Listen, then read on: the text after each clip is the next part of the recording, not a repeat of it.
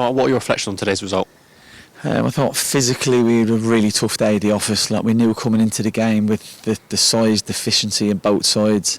Port Vale's approach was pretty direct, so we knew we were going to have a lot of problems, and they did cause us a lot of problems. Particularly on set pieces was a real battle for us. We definitely got away with a couple, but the goal we conceded was disappointing because the lad who scores is not being picked up. Our players completely switched off, and our front space zone, it's an outswinger, we're too narrow, and it's come right into that zone. So the set piece was a really soft goal. It was a real tough day at the office, and there's no sugarcoating it. You spoke about that sort of physicality mismatch today. How frustrating is that, given the work that's gone into the game? I'm really frustrated because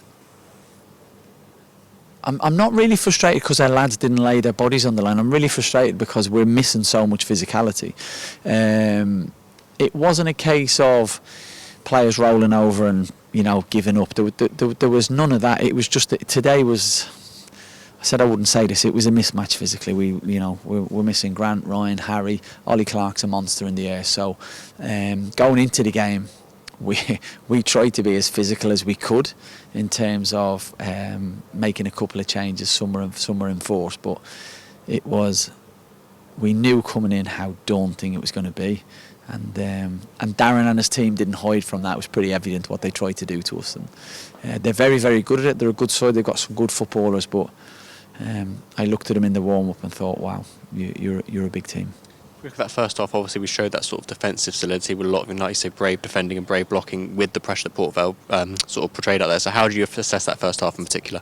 My frustration was I thought we lacked bravery and we needed to play more. We didn't overload on the pitch. We really didn't maximise our spare player. I was disappointed in particularly from the back. I thought we I don't want to name names, but we should have shown a lot more bravery to play. That's who we are, that's our identity. We're very good at it. I didn't feel we problem solved quick enough in the game today. We had to do that from the side. There's a couple of things I would like to see more of from the team, because it's what we're very good at. To answer your question in terms of having to deal with the aerial bombardment that we got, we definitely defended it well at times. We rode a look at other times, but we did stand up to it, I would say that. But I want to be careful and respectful, because Darren's got some good players. They play some good football as well. They're very good at. They maximise their strengths today. We touched on us going forward today. How do you feel we delivered in terms of our attacking threat today? It was a quiet day. I knew that coming into the game. I knew we'd be low on final third entries. I knew we'd probably be low on our own set pieces. In saying that, we'd a brilliant counter from Aaron. So unlucky hitting the inside of the post. Came out. Cabs was very unlucky. Aaron also had a 1v1 in the second half. Was unlucky with that. Glad to the half chance. I think from a set piece come out, we need to do better on. So I knew chances would be minimum. I knew they'd be bare. If we'd have scored, if we'd have went 1-0 up at that time, it wouldn't have been fair on Port Vale for sure. But certainly not getting the rub of the green.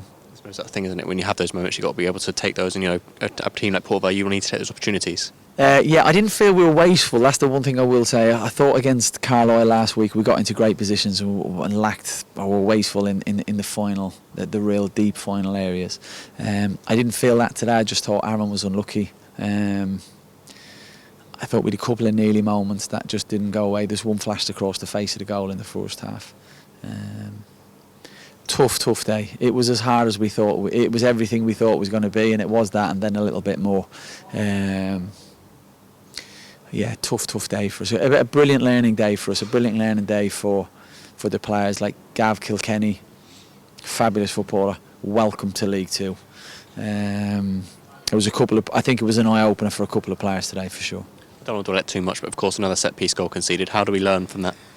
That's a bitter one to take, because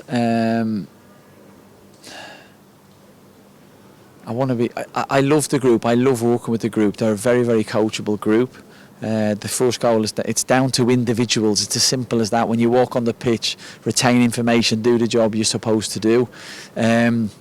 I can accept that it's different people doing different jobs. I'm really black and white. I want the same people doing the same jobs. I played football. I don't want 50 different roles each week. We're unfortunate at the minute that we're having to make change in those areas, but I won't bore you. We spend a lot of time on set pieces. We spend a lot of time yesterday and Thursday and Tuesday actually. We spend a lot more time on the pitch this week doing set pieces than my performance team want us to do, because we work off the clock. We try to work to physical parameters and time parameters. That's really, really tough one to take. It's difficult. As long as the players learn, I can accept that, but I need to make sure I'm here to work with them to accept it. And the two individuals today on the set piece today, because ironically the lad who scored from today, he's not actually the biggest player on the pitch, but the man that picking up was designated to pick him up didn't see him, had lost him completely, and then a front space man is not doing the job that he's supposed to be doing. So the only thing I can say, that the players, they're great lads. It's not by, they're intelligent footballers as well. Why it happens in the line of fire and the line of duty, that's disappointing. That's hard. It's not done on. It's not done on merit. Like to give you an example of how much it means to players. Like, one of our players was crying his eyes out coming off, and that breaks my heart. That really hurts me. And he's hurting because he feels he's let the team down, but he hasn't. He was awesome today, and he put his body on the line, and he won header after header and tackle after tackle. And it hurts me as a parent and as a dad. That really hurts me personally. So.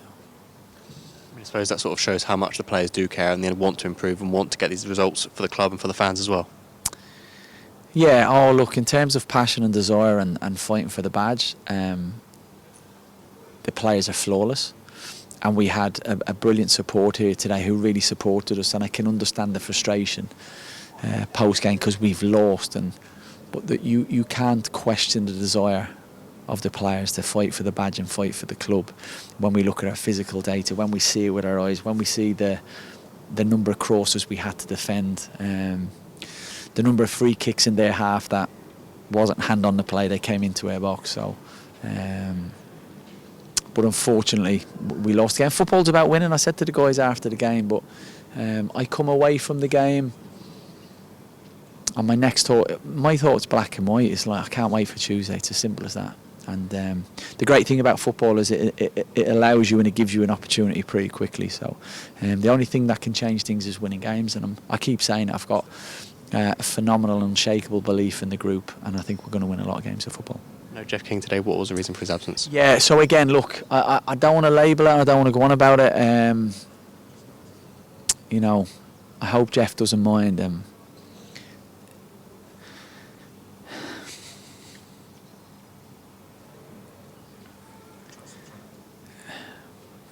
No, it's okay. I think it's important to be honest.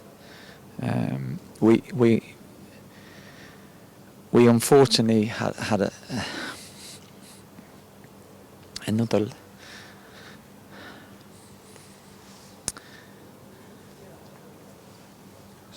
Stop. We unfortunately had another loss in our group this week, so that's 5 this season. That's hard. So that's always Jeff wasn't with us. Unfortunately, Jeff's lost. I hope he doesn't mind me saying this. I've spoken to him multiple times, but Jeff's lost his mum this week, so absolutely heartbreaking, and it puts things into perspective.